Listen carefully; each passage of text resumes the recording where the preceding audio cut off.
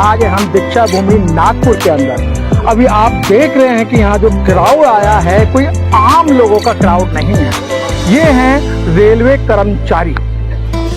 और नागपुर के अंदर एजीएम थी जिसे वार्षिक अधिवेशन कहा जाता है।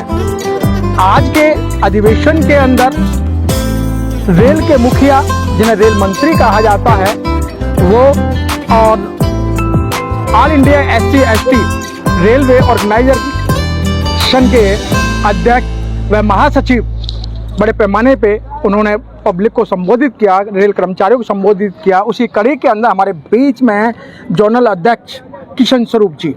सर, आज ये जो अधिवेशन हुई है इसका मुख्य उद्देश्य क्या है? क्यों ये वार्षिक अधिवेशन करना पड़ता है? पहली बात तो सर मैं आपको नेशनल न्यूज़ चैनल को मैं बहुत बहुत बधाई देता हूं कि जहां भी हमारा प्रोग्राम होता है वहां अपनी पहुंचकर अपनी जिम्मेदारी निभाते हैं और यहाँ एजीएम में होने वाली प्रतिक्रिया पे अपना कवर करते हुए हम लोगों का भी इंटरव्यू लेते हैं। इसके लिए मैं पुनः आपका धन्यवाद करता हूं। और ये हमारा वार्षिक अधिवेशन हर वर्ष होता है। पिछले कोविड के कारण ये हमारा अधिवेशन नहीं हो पाया, तो यहाँ नागपुर में सेंट्रल रेलवे और SECR दोनों रेलवे ने कंबाइन करके यहाँ आज प्रोग्राम किया है, जिसमें हमारे रेल मंत्री का आगमन हुआ है। और अभी शाम को शायद मुझे लग रहा है हमारे कानून मंत्री जो हमारे पैटर्न हैं श्री अर्जुन राम मेघवाल जी, उनका भी आगमन होगा। और ये एजीएम होने का मतलब होता है राष्ट्रीय कार्यकारिणी अपना जो भी लेखा जोखा होती है उससे अवगत कराती है और नई मांगें एसोसिएशन के हित में जो मांगें होती हैं वो भी यहाँ पे उनका डिस्कस किया जाता है। और जो भी हमारे बायलॉज में संगठन हित में जो भी निर्णय होने होते हैं या लिए जाते हैं उनका भी अभी डिस्कस होगा। इनका ये मुख्य कारण है। किशन स्वरूप जी, जिस तरीके से रेल मंत्री मंच पर आए और मंच पर वो एक ऐसी मुद्रा में थे कि बड़ा ही उनके मुंह से ऐसा झलक रहा था, बड़ी खुशी महसूस कर रहे थे। क्या आपने ऐसा कोई दबाव बनाया या जो आपकी जो लंबित जो मांगे थी एसोसिएशन की, क्या उन लंबित मांगों पर जो विचार विमर्श किया महामंत्री जी ने या उसका जो समाधान होने की कोई संभावना लगती है?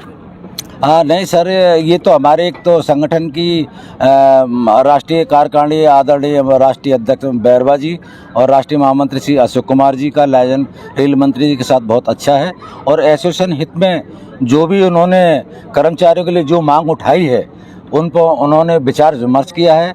और शायद मुझे लग रहा है रेल मंत्री जी का आने का वो उत्साहित इसलिए थे कि हमारे भारतीय रेल के ऑल इंडिया SC/ST के सभी भारतीय रेलवे के जोनल और मंडल और आपका ब्रांचों से इतने कर्मचारी आए हुए थे, जहाँ पे यहाँ इतना जमावड़ा इकट्ठा हुआ था। उस भीड़ को देखने के बाद एसोसिएशन की पावर राष्ट्रीय रेल मंत्री जी को देखकर बड़ी महसूस और खुशी हो रही थी कि ये संगठन में बहुत राइज कर रहा है। मैं आता हूँ सर, अभी आपके पास में से हमारे साथ एक साथी जुड़ चुके हैं। सर, क्या नाम है आपका? बसंत लाल जी। बसंत लाल जी, जिस तरीके से यहाँ एजीएम नागपुर के अंदर हुई है और मंत्री का जो चेहरा था बड़ा खुश नज़र आ रहा था और जो आप आए दिन जिंदाबाद मुर्दाबाद के नारे लगाए जाते थे, क्या अब मुर्दाबाद बंद हो जाएगा, जिंदाबाद के नारे लगेंगे? ऐसा नहीं है। हाँ, ये एक कॉन्स्टिट्यूशन है एसोसिएशन का, भारतीय संविधान का लेबर लॉ। ये कहता है कि जब कर्मचारी अपनी समस्याओं को सरकार के सामने उठाता है और सरकार उन समस्याओं पे कोई समाधान नहीं देती है तो अपना उग्र प्रदर्शन करने का उसका अधिकार होता है, वो मौलिक अधिकार है उसका। और वो अपना किसी भी तरह से चाहे धरना, प्रदर्शन, चेकारे, मुर्दाबाद, जिंदाबाद, कुछ भी करके वो अपनी समस्याओं को मनवाने की हर संभव कोशिश करता है। समस्याओं का मनवाने के हर संभव प्रयास किए जाते हैं। क्या लगता है कि सर जो लंबित मांगे थी, काफ़ी दिनों से लंबित मांगे थी और ये पहला मर्तबा ऐसा है कि एक एजीएम में रेल मंत्री व अन्य मंत्रियों ने आने की शिरकत की है? इसमें हमारी कुछ मांगे थी संगठन की, तो उसको कुछ मांगों को मान लिया गया है। इसमें राष्ट्रीय महामंत्री अध्यक्ष अभी घोषणा करेंगे और हमारे लाइजन महामंत्री से अच्छे हैं रेल मंत्री से, तो ज़्यादातर मांगों को विचार करते हैं और संविधान के तहत मांगों पर विचार करते हैं, उनको पूरा करते हैं। हमारे बीच में कुछ महिला भी हैं। आप लोग यहाँ क्यों आए हैं? हम लोग यहाँ एसोसिएशन की तरफ से हाँ। ये रेल मंत्री ने जो हम लोग आश्वासन दिए हैं उस बारे में हम लोग यहाँ सुनने आए हैं। आप तो ऐसी जगह आई हैं जहां बाबा साहब ने दीक्षा ली थी और उन्हें 22 प्रतिज्ञा भी ली थी, कभी मैं देवी देवताओं को नहीं पूजूंगा, ना मैं वो क्या नाम है विष्णु महेश को कोई अपना वो देवी देवता मानूंगा, बिल्कुल मूर्ति पूजा का खंडन किया था। क्या लगता है कि आप लोग यहाँ से प्रेरणा लेके जाएंगे? जी बिल्कुल लेके जाएंगे। जी उन्होंने मैडम, जैसे कहा है, बिल्कुल। क्या प्रेरणा लेके जाएंगे? प्रेरणा लेके जाएंगे। क्या प्रेरणा लेके जाएंगे कि हम मंदिर जाएंगे और मंदिर नहीं जाएंगे। अच्छा, आइए और हमारे साथी एक साथी जुड़ चुके हैं। सर, जिस तरीके से ट्रेड यूनियनों को जो सुविधा मिल रही है और आए दिन महामंत्री और अध्यक्ष जी सुविधाओं के लिए लड़ते रहते हैं और आज रेल मंत्री जी आए थे, क्या उन जो पेंडिंग सुविधाएं हैं क्या उनको मिलने के आपको आसार नज़र आ रहे हैं? सबसे पहले तो मैं आपके चैनल को बधाई देता हूं जी। और शुभकामना देता हूं कि आप सदैव जब भी हम लोग का कोई कार्यक्रम होता है SC/ST रेलवे एम्प्लॉय एसोसिएशन का, सबसे पहले आपकी उपस्थिति वहां पर दर्ज होती है। उसके लिए आपको बहुत बहुत बधाई। धन्यवाद सर, थैंक यू।